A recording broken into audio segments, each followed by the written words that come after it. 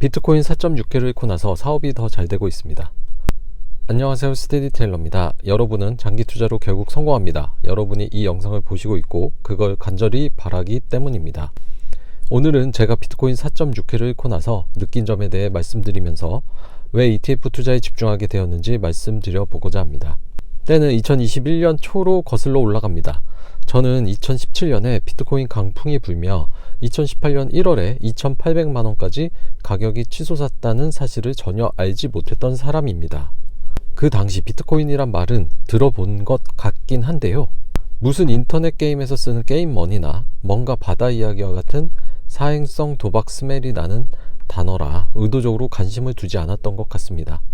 아마도 매스미디어의 비트코인에 대한 묘사로 인해 그 프레임에 갇혀 비트코인이란 존재 자체를 받아들일 생각이 아예 없었던 것 같기도 합니다. 그런데 2021년 1월에서 2월경 테슬라가 비트코인을 보유하고 있다는 사실을 기사를 통해 알게 되었고요. 3월에는 테슬라가 홈페이지에서 비트코인으로 테슬라 차량을 구매할 수 있도록 한다는 기사를 접하게 되면서 아차 싶었습니다. 테슬라는 제가 평소 좋아하는 기업이었고요. 저는 2020년부터 모델 3를 운전하면서 테슬라란 기업과 주식에 흠뻑 빠져 있을 때였습니다. 때문에 테슬라가 비트코인을 직접 사고 비트코인으로 결제를 허용한다는 기사는 자연스레 비트코인에 대한 인식을 전환하게 되는 계기가 되었습니다. 그래서 그때부터 비트코인과 관련된 서적들을 10권 넘게 읽었던 것 같습니다. 당시만 해도 비트코인 관련하여 깊이가 있는 책은 몇 안 되었습니다. 비트코인의 수량이 2100만 개로 제한되게끔 설계된 것 자체가 흥미로웠고요. 신기했습니다. 변동성이 너무나 심하긴 하지만 비트코인 탄생 이후 10년 넘게 장기적으로 우상향해 온 것도 인상적이었습니다. 특히 전 세계 인구가 약 80억 명이고 중국 상해 인구가 약 2400만 명인데 비트코인 수량이 2100만 개라니, 그 희소성으로 나중에 가면 정말 한 명이 비트코인 1개 아니 0.1개를 갖기도 쉽지 않겠다는 생각이 들었습니다. 그래서 2021년 2월부터 업비트에 회원가입을 하고 비트코인을 꾸준히 모아가기 시작했던 것 같습니다. 이미 당시는 가격이 많이 올라 5천만원대였습니다. 당시 저에게 포모가 와서 남들보다 뒤처지지 않고 이 유한한 자산의 개수를 더 모아야겠다는 생각뿐이었던 것 같습니다. 그래서 비트코인을 매일 샀습니다. 조금 무리해서 한 달에 0.1개씩을 사려고 노력했던 것 같습니다. 지금 가격으로 0.1개면 대략 600만원입니다. 그리고 목돈이 들어오면 모두 비트코인을 샀습니다. 심지어 마이너스 통장 대출도 끌어다가 샀습니다. 곧 사람들이 비트코인의 진가를 알아볼 것이고 비트코인이 1억, 2억 갈 텐데 당시 저금리 시대에 대출 이자는 전혀 문제될 것이 없었습니다. 포모는 이렇게 무서운 것입니다. 투자한 지 얼마 안 된 시점인 2021년 5월에 일명 붓다빔이라고 하는 큰 하락을 맛보았는데요. 당시 8천만원 하던 가격이 3천만원대로 급락했던 것으로 기억합니다. 그래도 상관없었습니다. 더 많은 수량을 모을 수 있었고요. 어차피 부자들이 강남 아파트에 투자하듯이 2030년, 2040년까지 장기 투자할 생각이었으니까요. 그러면서 계속 암호화폐 공부를 이어가다 디파이, 시파이라는 것을 알게 되었습니다. 지금 생각해보면 더 아는 게 병이라고 암호화폐 공부를 더 하지 말았어야 했습니다. 하여튼 디파이는 탈중앙화된 금융, Decentralized Finance의 약자로 관리자 없이 블록체인의 스마트 컨트랙트에서만 동작하는 금융 서비스를 말하는데요. 이에 대해 공부하다 놀라운 수익률을 보고 혹해서 디파이에 투자를 시작했습니다. 그런데 저의 목적은 비트코인의 개수를 남들보다 빨리 늘리는 것인데요. 디파이 코인으로 이자를 주지 않고 그냥 비트코인을 맡기면 비트코인으로 이자를 주는 곳이 없을까 하며 찾아보았습니다. 그러다 카이스트 출신의 대표가 운영하는 하루 인베스트먼트라는 시파이 업체를 알게 되었습니다. 제 기억으로는 1년 락업을 걸면 연 12% 정도의 이자를 비트코인으로 주었습니다. 락업을 걸지 않으면 3에서 4%의 이자로 그리 높지 않았던 것으로 기억합니다. 지금 생각하면 오판이었지만 당시는 1년 동안 해지를 못하는 대가로 연 12%니 디파이의 이율에 비하면 한참 낮고 이 정도면 코인 시장에서 호황된 이율은 아니라는 생각이 들었습니다. 제가 가지고 있는 비트코인을 모두 하루 인베스트먼트에 맡겨 1년 락업을 걸었습니다. 너무나 무모했습니다. 지금 생각하면 뭘 믿고 이렇게 대담한 결정을 내렸는지 아직도 제 자신이 원망스럽기만 합니다. 이후에도 한 달간 열심히 일한 노동소득으로 비트코인을 모으고 월말에 하루 인베스트에 모은 비트코인을 맡기고를 반복했습니다. 그러다 작년 6월경 결국 입출금 중단 사태가 발생했고요. 아직까지 저는 맡겼던 비트코인 4.6개를 돌려받지 못하고 있습니다. 지금 가격으로 따져보면 비트코인 한 개가 약 6천만 원이니 피해액을 계산해보면 2억 7,600만 원 정도 하는 것 같습니다. 저보다 피해액이 몇 배, 몇십 배 되는 분들도 수두룩합니다. 처음 한 달간은 내게 무슨 일이 일어난 건지 참 받아들이기가 어려웠습니다. 2년이 넘는 기간 동안 먹을 것, 입을 것 아끼면서 모은 소중한 자산인데 한순간에 이렇게 억대 자산이 증발하다니 분통이 터질 노릇이었습니다. 그러다 결국 이 모든 사태의 원인은 제 탐욕 때문이란 걸 깨닫고 제 스스로를 반성하게 되었습니다. 빨리 부자가 되려고 한 제 탐욕이 화를 불러왔던 것입니다. 그냥 제 페이스에 맞게 차곡차곡 모아가면 될 것을 그 연 12% 이자로 조금이라도 개수를 더 모아보겠다는 욕심 때문에 결국 힘들게 모은 자산은 모두 다 잃고 마통 빚만 남게 되었던 것이죠.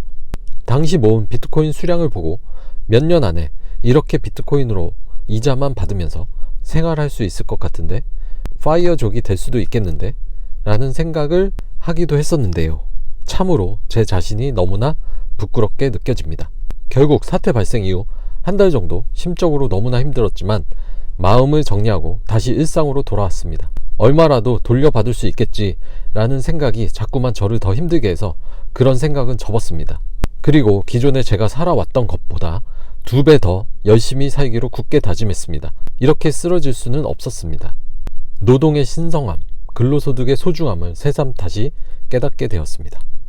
자본소득이 중요한 것은 맞지만 나의 피지컬 상태가 노화로 인해 현재와 같이 일할 수 없게 되었을 때 그때 정말 필요한 것이지 지금 당장 자본소득으로 인한 현금 흐름을 만들어야 할 필요는 없다고 생각하게 되었습니다. 자꾸만 빨리 부자가 되어야 한다는 내 스스로의 조급함이 투자를 망치고 있다는 것을 몸소 깨달았기 때문입니다. 결국 제일 일을 많이 해야 하고 통계상으로도 노동으로 수익도 제일 많이 올릴 수 있다는 40대에서 50대에 열심히 일을 하고 건강관리를 꾸준히 잘 해서 가능하다면 60대, 70대, 80대에도 일을 하며 더 풍요로운 삶을 살아가야겠다는 생각을 가지게 되었습니다. 이렇게 여유로운 마음을 가지니 예전에는 애써 외면했던 부자는 천천히 되는 것이다 라는 말들이 이제 들리기 시작했습니다. 그런데 거의 대부분의 사람들은 빨리 부자가 되고 싶어 합니다. 젊어서 가슴 떨릴 때 여행도 다니고 해야지 늙어서 부자가 되어 하려면 무릎이 떨린다고들 합니다. 그래서 장기 투자보다는 기술적 분석을 통해 또는 알트코인, 김치코인 투자 등을 통해서 단기 투자로 빨리 부자가 되고 싶어 합니다. 그런데 이렇게 빨리 부자가 되는 사람들은 실제 극소수입니다.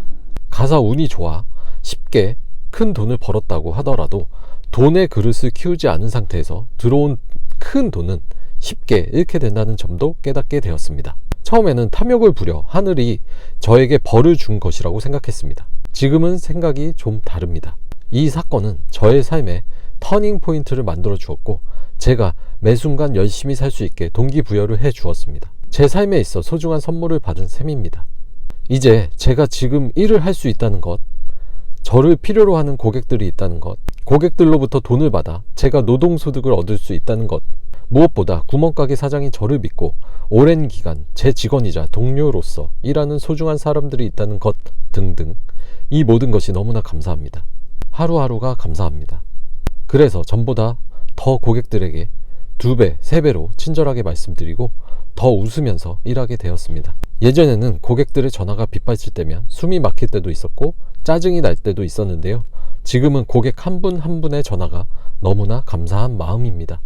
제가 받은 것 이상의 가치를 고객분들께 드리자, 받은 것보다 더 하자 라는 마인드로 노력하니 매출이 더 늘어나고 있습니다. 이렇게 생각이 바뀌니 행동이 바뀌고 사업이 더 잘 되고 있음이 결과로 나타나고 있습니다. 그래서 지금 사업체를 더 키우고 싶다는 새로운 목표도 생겼고요. 그러려면 자연스레 더 열심히 일해야겠다는 생각도 드는 요즘입니다. 이렇게 근로가 제 삶의 메인이 되다 보니 자연스레 마음 편한 ETF 투자 쪽으로 투자 방법이 변경이 된 것 같습니다. 저는 거동이 가능할 때까지 계속 쭉 일할 것이고요. 그렇다면 저에게는 시간이란 풍부한 자원이 있기에 당장 높은 수익률로 빨리 부자가 될 필요가 없습니다. 그냥 근로에 집중하면서 투자에 많은 시간을 쓰고 싶지 않습니다. 그렇다면 결국 정답은 VOO나 SCHD와 같은 검증된 ETF 투자가 저에게 딱 맞는 투자라는 생각이 들었습니다. 물론 제가 좋아하는 비트코인과 테슬라 개별 주식 투자도 병행을 하고 있지만 소액을 매일 자동 투자 되게끔 설정해 놓아서 사실 비트코인 차트나 테슬라 차트를 1, 2주 넘게 보지 않는 경우도 허다합니다.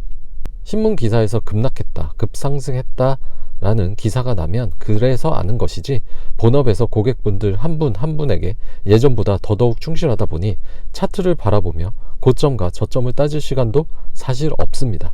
그리고 이렇게 신성한 노동으로 번 돈을 부나 슈드로 전환시키고 있고, 이렇게 20년 넘게 하면 복리의 효과를 누리게 될 것으로 굳게 믿습니다. 오늘은 장기 투자에 대한 말씀보다 제 개인적 경험담을 말씀드렸는데요.